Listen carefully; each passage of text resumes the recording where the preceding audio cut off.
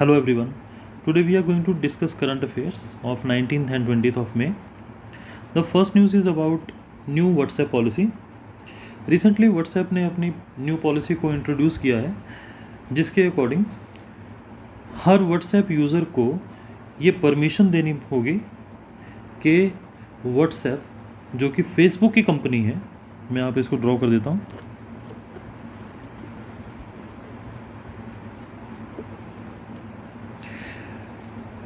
Facebook जो है parent company है और उसकी एक सब्सिडरी की तरह कंपनी है, that is known as the WhatsApp company. So जो भी पर्सन व्हाट्सएप को यूज़ करता है उसका सारा डेटा, पर्सन उसकी लाइकिंग डिसलाइकिंग, उसके मोबाइल नंबर और ये जितनी भी इंफॉर्मेशन है वो सारा डेटा ये अपनी पेरेंट कंपनी के साथ शेयर कर सकता है। सो व्हाट्सएप ने अभी जो पॉलिसी दी है उसके अकॉर्डिंगली ये डिमांड कर रहे हैं हर इंडियन से कि हमें आप लीगल परमिशन दीजिए कि हम आपका डेटा फेसबुक के साथ शेयर कर सकें। एक्चुअली होता क्या है कि बिज़नेस प्रमोशन के लिए कोई भी नया एंटरप्रेन्योर या नया वेंचर अपने आप को पॉपुलर करने के लिए फेसबुक या अदर सोशल मीडिया अकाउंट्स की हेल्प लेता है। सो इसीलिए फेसबुक को अपना बिज़नेस एनहांस करने के लिए लोगों के मोबाइल नंबर्स, उनकी लाइकिंग डिसलाइकिंग्स या उनका टेस्ट, इस तरह से वो सारी इन्फॉर्मेशन को गैदर करना चाहता है। तो आजकल लोग अपनी बहुत सारी बातें, बहुत सारी चैट व्हाट्सएप पर करते हैं, तो अकॉर्डिंगली वो लोगों के या इसके अपने जो यूज़र्स हैं व्हाट्सएप के, उन लोगों का डेटा अल्टीमेटली वो शेयर करना चाहता है फेसबुक के साथ। ये एक तरीके से इलीगल माना जाता है अगर डेवलप्ड कंट्रीज़ की मैं बात करता हूँ तो। जैसे कि यूरोपियन यूनियन के अंदर व्हाट्सएप की ये जो पॉलिसी है ये वहाँ पर मतलब with the same rules and regulation वहाँ पर ये अलाउड नहीं है। इवन यूएसए में भी इस जो पॉलिसी है, व्हाट्सएप की न्यू पॉलिसी है, इसके अगेंस्ट वहाँ पर बिल इंट्रोड्यूस किए गए हैं। सिमिलरली गवर्नमेंट ऑफ इंडिया ने भी अभी रिसेंटली इनको लेटर लिखा है कि आप अपनी इस पॉलिसी को वापस लीजिए, अदरवाइज़ गवर्नमेंट ऑफ इंडिया बहुत ज़्यादा यानी कि एक सख्त एक्शन लेगी इस नई पॉलिसी के अगेंस्ट। सो ये पॉलिसी से रिलेटेड एक दो चीज़ें और भी इसमें समझ लेते हैं। जो व्हाट्सएप है एक्चुअली कहता है कि हम ऑनर हैं, that's a owner of the data, यानी कि हम आपस में जो भी हम बातचीत करते हैं, ऑल्दो दैट जितनी भी हम आपस में चैट करते हैं वो सारी चैट एनक्रिप्टेड होती है, यानी कि टोटली सिक्योर होती है। जो इन्फॉर्मेशन एक, मान लीजिए ए पर्सन है या बी पर्सन है, जो भी इंफॉर्मेशन ए से बी की तरफ ट्रांसमिट हो रही है या बी से ए की तरफ ट्रांसमिट हो रही है, वो इन्फॉर्मेशन अल्टीमेटली सिक्योर रहती है, वो एनक्रिप्टेड फॉर्म में रहती है। जिसका मतलब ये है कि ये टेक्स्ट को कोई भी, ना तो कोई गवर्नमेंट एजेंसी ना कोई प्राइवेट एजेंसी ट्रेस कर सकती है जो भी इनके बीच में बातचीत हो रही है। और जैसे ही एक मैसेज ए से बी की तरफ पहुंच जाता है या बी से ए की तरफ पहुंच जाता है, ऑटोमेटिकली वो मैसेज डिलीट हो जाता है, यानी कि उसका कहीं पर भी कोई डेटा नहीं रह जाता। सो व्हाट्सएप ये कहना चाहता है इसके अकॉर्डिंगली कि हम अपने यूज़र्स की जो प्राइवेसी है उसको मेंटेन किए हुए हैं और हम किसी भी तरीके से यूज़र्स की प्राइवेसी को इन्फ्रिंज नहीं कर रहे हैं, किसी तरह की दखलंदाजी नहीं है। और हम तो इवन उनके जो डेटा वापस में शेयर करते हैं वो भी सेव नहीं रखते हैं, वो हम डिलीट कर देते हैं। हाँ, अगर सपोज़ ए ने कोई मैसेज भेजा और वो डिलीवर नहीं हो पा रहा है बी को, तो 30 डेज़ तक वो मैसेज को डिलीवर करने की कोशिश करते हैं और 30 डेज़ में भी अगर डिलीवर नहीं हो पाता है तो वो अल्टीमेटली वो सर्वर डिलीट ही कर देता है उस परमानेंटली उस मैसेज को। सो व्हाट्सएप ने इस तरह से अपनी पॉलिसी को डिफेंड किया है। और लेकिन इस साथ में अब जो इसकी पेरेंट कंपनी यानी कि फेसबुक है, उसके बिज़नेस को एनहांस करने के लिए ये डेटा शेयरिंग चाहता है। ठीक है, सो डेटा शेयरिंग को लेके यहाँ पर क्या है, जैसे पर्सनल चैट्स के बारे में मैंने अभी आपको बताया, ये सारी इन्फॉर्मेशन जैसे मैंने अभी आपको बताई, you can read from here. और इवन व्हाट्सएप किसी तरह की जो, जैसे WhatsApp can not see the shared location, doesn't share a user's contact with the Facebook और any other app. Right now अभी तो ये हमारे मोबाइल के अंदर जितने भी कॉन्टैक्ट्स हैं या जितने भी हमारे चैट ग्रुप्स हैं वो सारे के सारे नंबर्स अभी ये फेसबुक के साथ शेयर नहीं करता है। लेकिन व्हाट्सएप ने 15 मई का टाइम दिया था, सभी इंडियंस को ये कहा गया था कि अगर आप हमारी पॉलिसी के साथ अग्री करते हैं तो हम आपके फीचर्स को या व्हाट्सएप आपका ऑन रखेंगे, अदरवाइज़ धीरे धीरे आपके जो हमारी व्हाट्सएप सर्विसेज हैं उसमें आपके काफ़ी फीचर्स हम रिड्यूस कर देंगे और इन द एंड आपका अकाउंट ही हम डिलीट कर देंगे। सो इसीलिए जो है ना, क्योंकि इंडियंस आजकल काफ़ी ज़्यादा इसको अपने नॉर्मल रूटीन में मैसेजिंग के लिए यूज़ करते हैं, तो ऐसे में एक तरीके से यू कैन से ये अपनी बात को मनवाने के लिए इस तरह के स्ट्रिंजेंट पॉलिसीज़ को लेके आ रहे हैं। ठीक है, इससे रिलेटेड एक दो चीज़ और इसमें देखते हैं। यहाँ पर ये रीजंस हैं इसके, that reasons for the sharing data to ensure the better security, to fight spam, for an improved user experience. वो ऐसा चाह रहे हैं कि हम जो डेटा शेयर मतलब करना चाह रहे हैं उससे होगा क्या कि कोई स्पैम यानी कि कोई गलत इन्फॉर्मेशन इधर से उधर तो नहीं जा रही है वो, और इससे बेटर सिक्योरिटी हम इंश्योर कर सकते हैं इन फ्यूचर। और इसी वजह से हम अपनी जो पेरेंट कंपनी यानी कि फेसबुक के साथ डीपर इंटीग्रेशन कर सकते हैं। ठीक है, इसमें आगे देखते हैं। यहाँ पर डिफरेंट पॉलिसीज़ हैं डिफरेंट कंट्रीज़ के साथ जो व्हाट्सएप की हम देखते हैं। जैसे कि व्हाट्सएप की जो न्यू पॉलिसी है ये applies to the every country including the US, and users will have to accept the terms and condition to continue using the services. But USA के अंदर वहाँ के जो फेडरल ट्रेड कमीशन है उन्होंने एक लॉ फाइल यानी कि एक केस किया है इस फेसबुक के अगेंस्ट कि इसकी वजह से एंटी ट्रस्ट एंटी कम्पिटिटिव जो है ये पॉलिसी है और इसको लागू नहीं किया जाना चाहिए। सो मतलब यूएसए ने भी इसको मना किया है। ठीक है, लेकिन यहाँ पर हैरत की बात क्या है, अगर आज का आप न्यूज़पेपर देखेंगे तो उसमें भी मेंशन है कि यूरोपियन यूनियन का एक्चुअली एक अपना लॉ है, ये आपको पता होना चाहिए, ये पेपर में भी क्वेश्चन आ सकता है कि जनरल डेटा प्रोटेक्शन रेगुलेशन ये कहाँ का लॉ है। ठीक है, दैट जैसे कि देखो नाम में ही दिख रहा है यहाँ पे जनरल डेटा प्रोटेक्शन रेगुलेशन। अगर आप यूरोपियन कंट्रीज़ में रहते हैं, वहाँ के सिटीज़न हैं, तो वहाँ पर लोग एक दूसरे का यानी कि डेटा प्राइवेसी बहुत ज़्यादा इंपॉर्टेंट है वहाँ पर।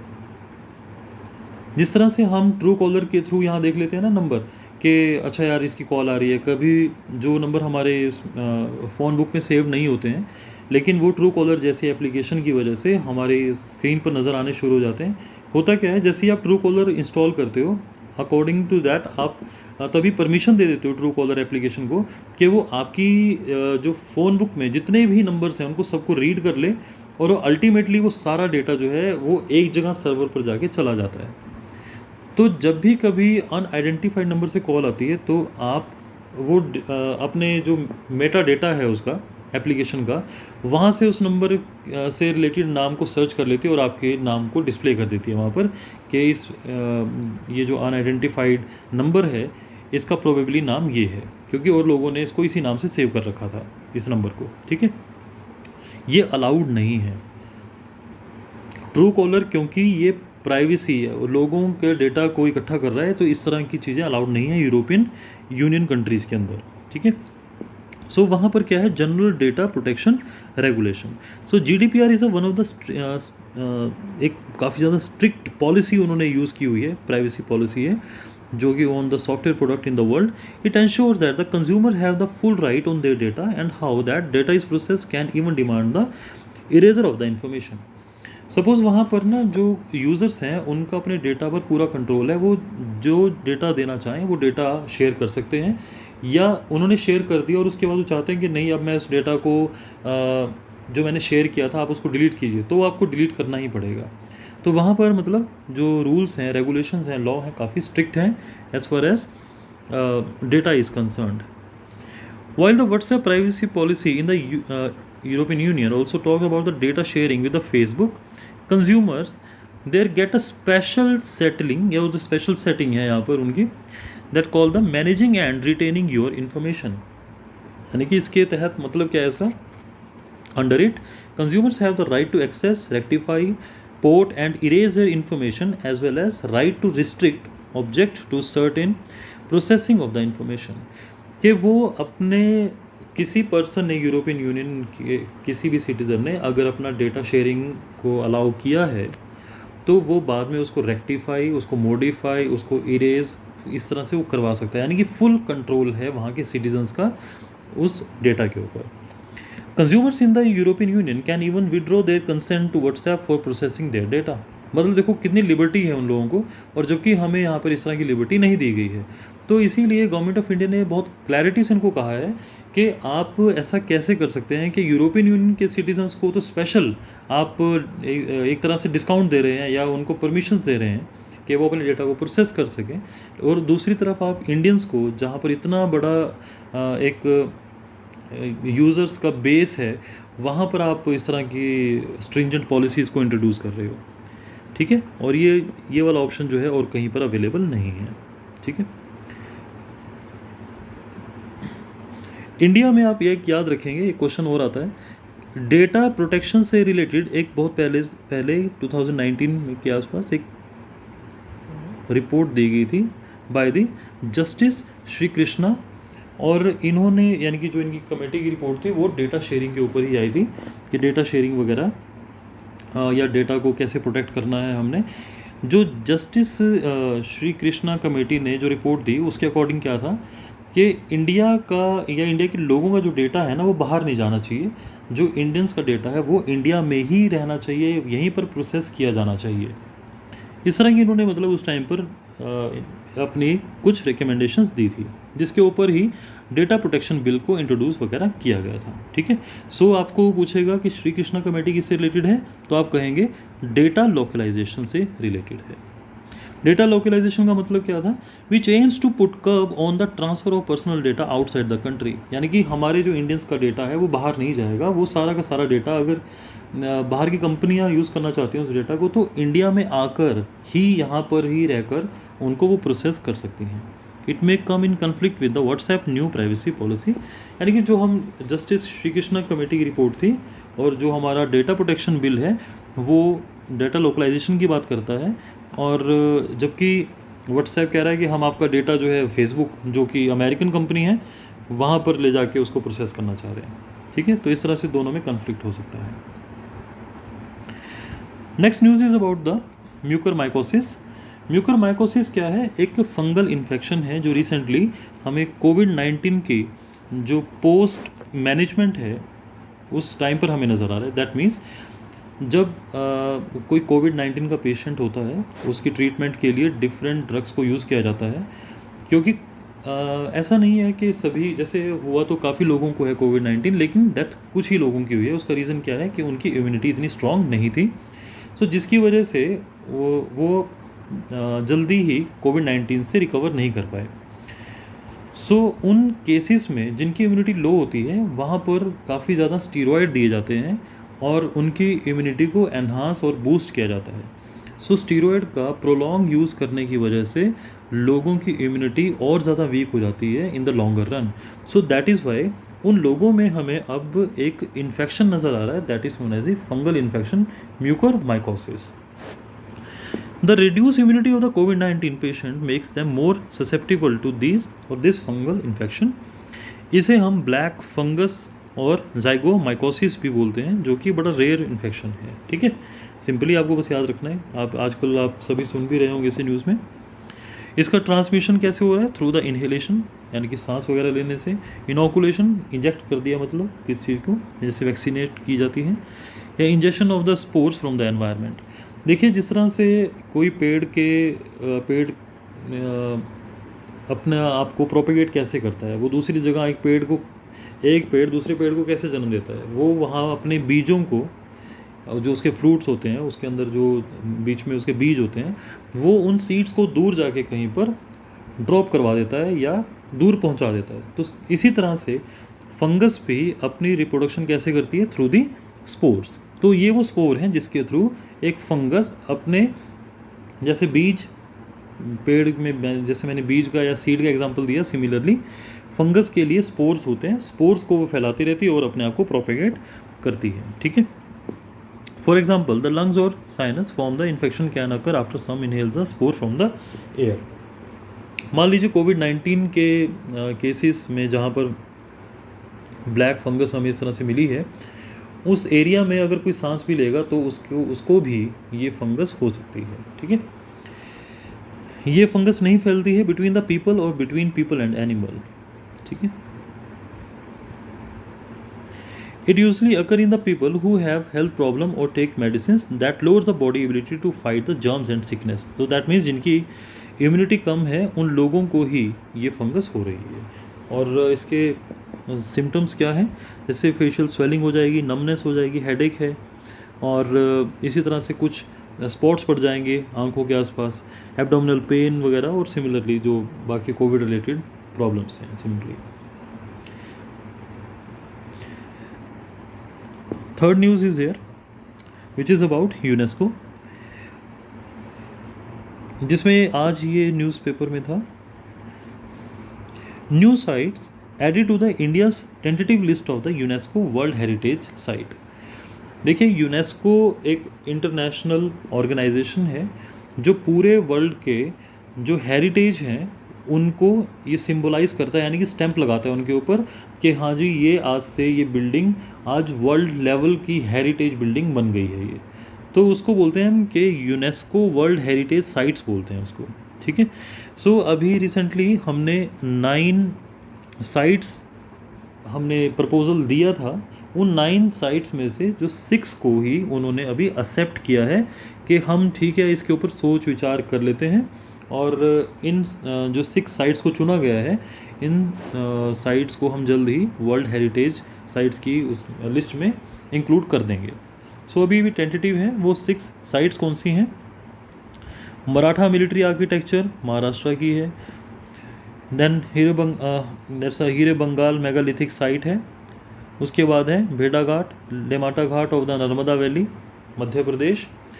गंगा घाट हैं जो वाराणसी के हैं. कांचीपुरम के टेम्पल और Satpura tiger reserve.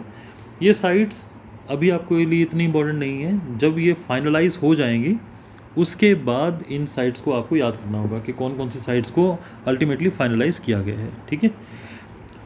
These proposals will remain in tentative list for a year, after which the government will decide which one of them to push for in their final dossier to the UNESCO. तो अभी ये final नहीं हुआ है, final अभी होगा. ठीक है. सो आज के न्यूज़पेपर में था इसीलिए ये चूज़ की है. ठीक है. Next news is about the Farzad B gas field.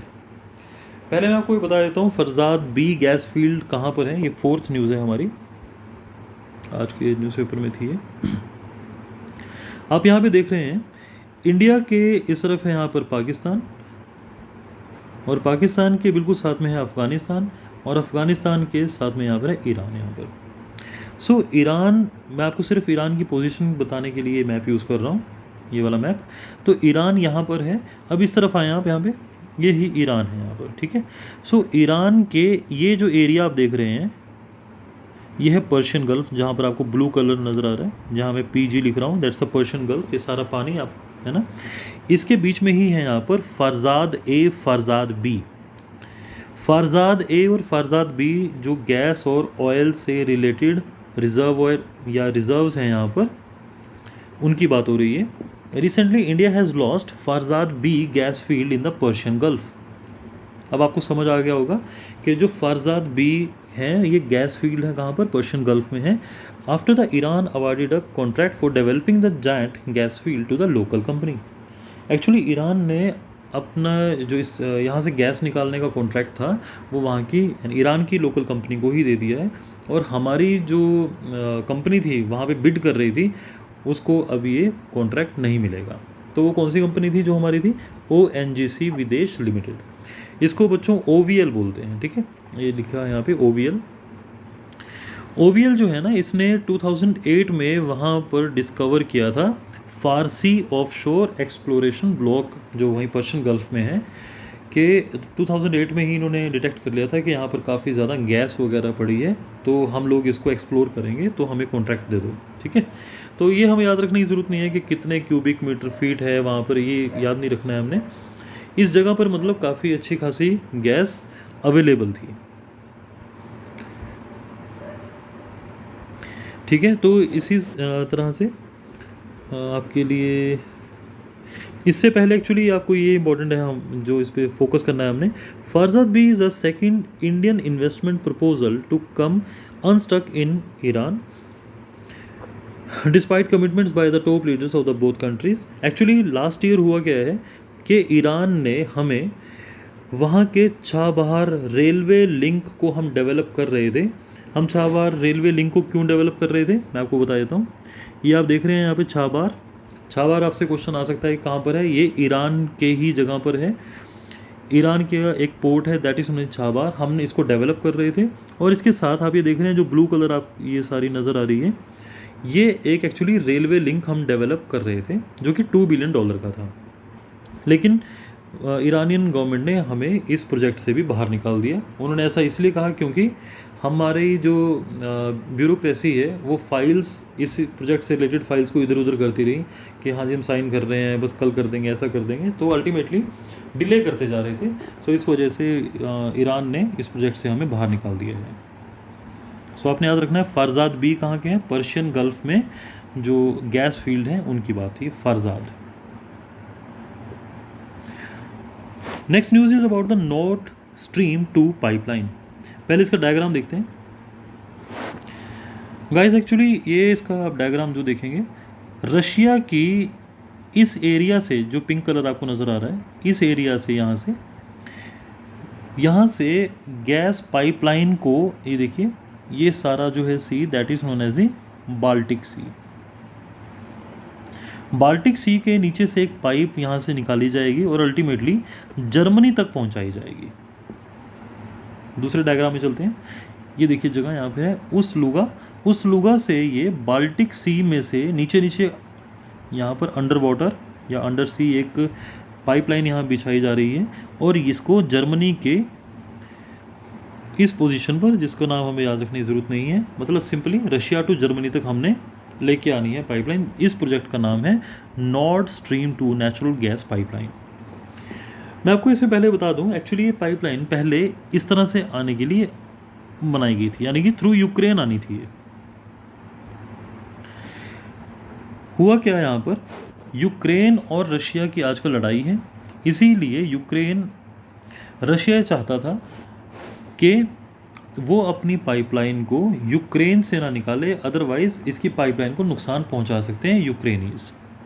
इसीलिए रशिया ने एक सेकंड ऑप्शन की फॉर्म में बाल्टिक सी को चूज़ किया, और अल्टीमेटली इस तरह से प्रोजेक्ट के ऊपर अब वो काम कर रहा है। एक्चुअली अगर ये हो गया, जैसे नॉर्थ स्ट्रीम 2 जो कि जल्दी कंप्लीट भी हो जाएगा, इसकी वजह से यूक्रेन का काफ़ी नुकसान होने वाला है। रीज़न क्या है, अगर ये पाइपलाइन यहीं से क्रॉस करती, जैसे मैंने अगले इसमें डायग्राम में इसमें शो किया है, इसमें चलो इसको ऐसे ही मान लेते हैं। यहाँ पे ये देखिए, अगर आप इसमें देखेंगे, ये पहले एक्चुअली पाइपलाइन थोड़ा उधर से घूम कर आ रही थी, यानी कि यूक्रेन की तरफ से ये एंटर करने वाली थी, लेकिन बाद में इसको प्रोजेक्ट को कैंसिल कर दिया गया। अगर यूक्रेन की तरफ से आती तो यहाँ काफ़ी हैवी फीस भी देनी पड़ती रशियन गवर्नमेंट को।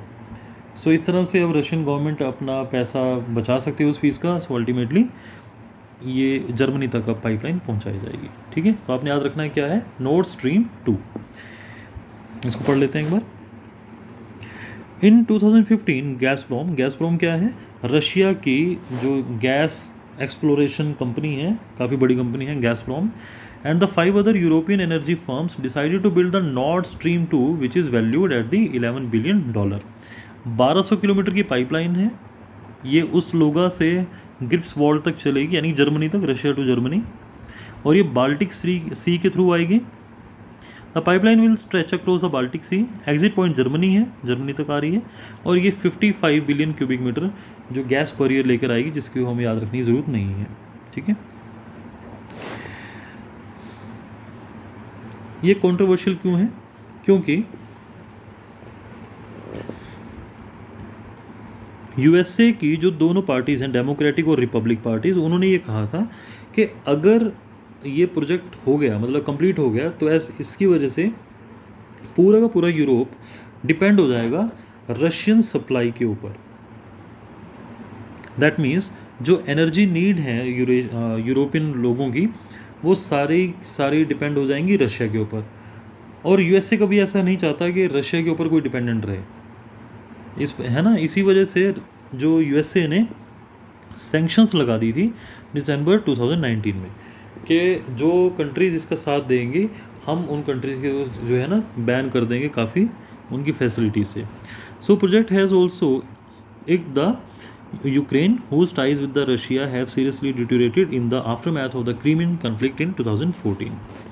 सो इस तरह से जो ट्रांजिट फ़ीस मिलने भी वाली थी यूक्रेन को वो भी नहीं मिलेगी अब, ठीक है।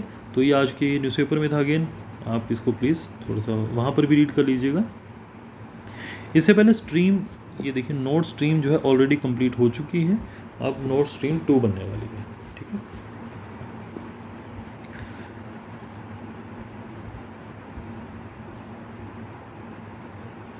North Stream 2। गैसप्रोम देखो, अब जो रशिया की कंपनी है, बहुत बड़ी कंपनी है ये देखिए बहुत सारी कंट्रीज़ को गैस प्रोवाइड करती है, और इवन आज की डेट में भी 40% यूरोप जो है ना रशिया से आई हुई नेचुरल गैस पर मतलब एनर्जी वहाँ से ले रहा है पूरा यूरोपियन यूनियन, ठीक है। उसके बाद आगे चलते हैं। अभी एक न्यूज़ और है,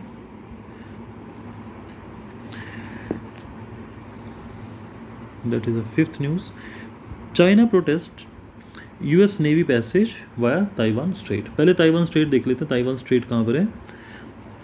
ये देखिए, ये इंडिया है, इंडिया के साथ यहाँ बांग्लादेश, और ये सारा एशियन रीजन, और ये है चाइना। चाइना के इस एरिया में है ताइवान, देखिए नीचे की तरफ मतलब, और ये बिल्कुल ईस्ट में है इसके जापान। साउथ यहाँ पे देखिए, ये इसका है ईस्ट पार्ट है, और ये थोड़ा सा इसका साउथ ईस्ट पार्ट है। तो चाइना के साउथ ईस्ट पार्ट में है ताइवान, ठीक है। तो चाइना और ताइवान के बीच में से यहाँ से एक्चुअली एक शिप क्रॉस की है, जिसका नाम था यहाँ पर इसका नाम मेंशन किया गया USS Curtis Wilbur. USS Curtis Wilbur जो है एक गाइडेड मिसाइल डिस्ट्रॉयर है, मतलब एक काफ़ी बड़ी शिप है जो कि मिसाइल डिस्ट्रॉयर है। वो शिप यहाँ से क्रॉस कर गई है, बस कहाँ से, इस जगह से यहाँ से क्रॉस कर गई है वो ताइवान स्ट्रेट, ताइवान और चाइना के बीच की स्ट्रेट से। सो इसकी वजह से हुआ क्या कि चाइना ने प्रोटेस्ट किया है कि भाई USA की कोई शिप यहाँ से कैसे क्रॉस कर सकती है, ठीक है, क्योंकि while the Taiwan straight is an international water, China claims a self governing Taiwan. Actually क्या है, USA ने ये कहा कि इंटरनेशनल वाटर में कोई भी शिप विदाउट एनी परमिशन जा सकती है, क्योंकि ताइवान स्ट्रेट इंटरनेशनल वाटर है, इसीलिए हम यहाँ से क्रॉस कर सकते हैं। बट जो चाइना है वो ये मानता है कि ताइवान अलग कंट्री नहीं है, ताइवान इसका ही इंटीग्रल पार्ट है, और क्योंकि ये और ताइवान एक ही हैं, सो इसीलिए ये जो बीच का पानी है इंटरनेशनल वाटर नहीं है, ये चाइनीज़ वाटर है, इसीलिए आप यहाँ से क्रॉस नहीं कर सकते। तो इस तरह का इनकी जो है ना एक USA और चाइना के वैसे भी रिलेशनशिप जो हैं वो स्ट्रेंड रहते हैं, और इसकी वजह से और स्ट्रेंड होने के चांसेस हो सकते हैं, ठीक है। Next news is about cyclone ताउते। पहले आपको मैं इसमें बता देता हूँ कि ताउते जो है यहाँ पे डेवलप हुआ था केरला के पास में, और उसके बाद धीरे धीरे ये ट्रैक, ये अरेबियन सी है बच्चों। इसमें मैं थोड़ी सी इंपॉर्टेंट इन्फॉर्मेशन आपको दूंगा, आप सभी ने इसको थोड़ा ध्यान से समझना। अल्टीमेटली ताउते जो है ना उसका प्रोसीडिंग पाथ कैसा रहा, ये वेस्टर्न कोस्ट के साथ आगे बढ़ता रहा है, और अल्टीमेटली इसने गुजरात के अंदर काफ़ी ज़्यादा नुकसान पहुंचाया। इसी वजह से ही कल ही नरेंद्र मोदी जो हमारे प्राइम मिनिस्टर हैं उन्होंने वहाँ पर एक एरियल सर्वे किया, हवाई दौरा, और उसके बाद उन्होंने 1000 करोड़ रुपीज़ जो है गुजरात को दिए हैं कि इनको काफ़ी नुकसान हुआ है, ठीक है। सो ये जो ट्रॉपिकल साइक्लोन है ताउते, ये ताउते नाम रखा गया है म्यांमार ने, ये क्वेश्चन ये है इंपॉर्टेंट है। सेकेंडली, म्यांमार में इसका ताउते का मतलब क्या होता है, गैको, यानी कि छिपकली type. It's highly vocal lizard in the Burmese language. जो ट्रॉपिकल साइक्लोन है एक्चुअली ये प्री मॉनसून पीरियड में और पोस्ट मॉनसून पीरियड में डेवलप होते हैं, यानी कि अप्रैल टू जून और फिर अक्टूबर टू दिसंबर। याद रखना है, ये मतलब मॉनसून से पहले और मॉनसून के बाद में डेवलप होते हैं, ठीक है। अभी इस जो ताउते है एक्चुअली पहले ये एक्सट्रीमली सीवियर साइक्लोन स्टॉर्म बन गया था, जो कि काफ़ी ख़तरनाक स्टॉर्म था। उसके बाद ये धीरे धीरे रिड्यूस हो गया, यानी कि इसकी जो एक स्पीड थी वो काफ़ी, मतलब काफ़ी तो नहीं लेकिन स्लो हो गई थी। ये जो हमने अभी कैटेगरी बनाई है ना, एक्सट्रीमली सीवियर साइक्लोन स्टॉर्म या ये वेरी सीवियर साइक्लोन स्टॉर्म, ये यहाँ पे दी गई हैं। लाइक इसको देखें आप, सीवियर उसको बोलेंगे जिसकी इतनी स्पीड होगी, वेरी सीवियर उसको बोलेंगे जिसकी इतनी स्पीड होगी, एक्सट्रीमली सीवियर इतनी वाला होगा, सुपर साइक्लोनिक स्टॉर्म ये वाला होगा। लास्ट ईयर हमने सुपर साइक्लोनिक स्टॉर्म देखा था जिसको बोला गया था अम्फान, अभी उसकी बात भी करूँगा मैं, लेकिन आपने याद रखना है एक्सट्रीमली सीवियर यानी कि ये इस कैटेगरी में था और अल्टीमेटली अब ये धीरे धीरे रिड्यूस हो गया है, ठीक है, वेरी सीवियर कैटेगरी में आ गया है, यानी कि 64 to 89 नॉट जो होती है यूनिट होती है स्पीड की। मैरीन जब भी आप ओशन में होते हैं, ओशन में वहाँ पर हम किलोमीटर पर आवर की स्पीड नहीं काउंट करते हैं, वहाँ पर हम नॉट काउंट करते हैं, ठीक है। ये थी, ये ओरिजिनल स्पीड थी इसकी, बाद में रिड्यूस हो गई थी इसकी स्पीड, ठीक है। इसी के साथ साथ एक और आया है जो आजकल आज आपने सुना भी होगा न्यूज़ में, that is a Yaas cyclone. जो यास है ये नाम किसने दिया है, किस कंट्री ने दिया है, ओमान ने, और इसका मतलब होता है जैस्मिन। यास को जो यास है नाम ओमान ने दिया और इसका नाम है जैस्मिन, ठीक है।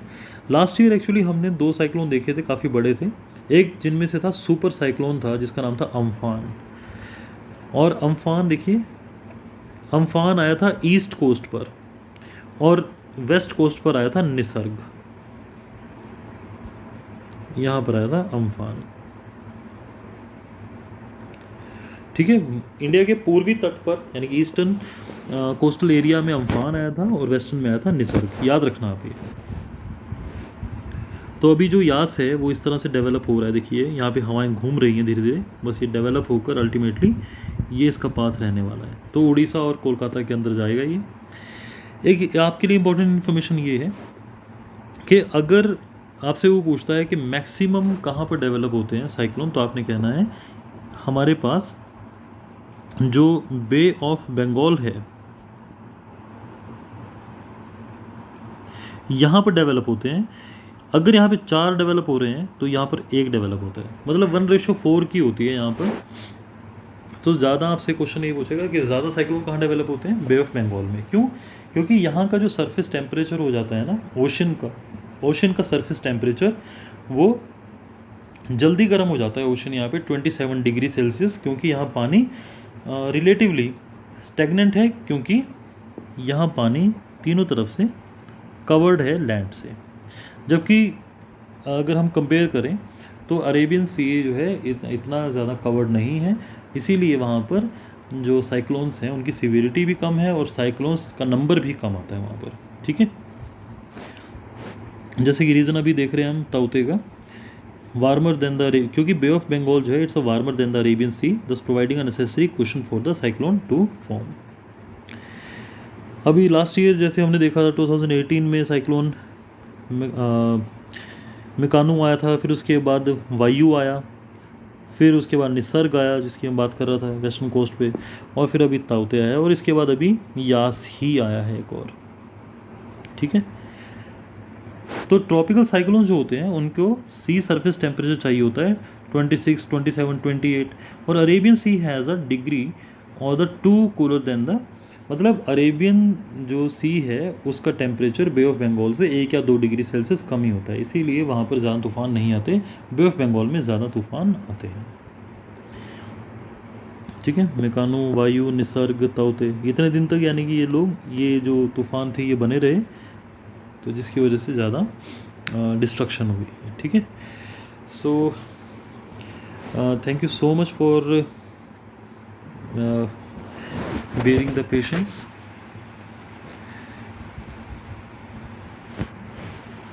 Okay guys, thank you.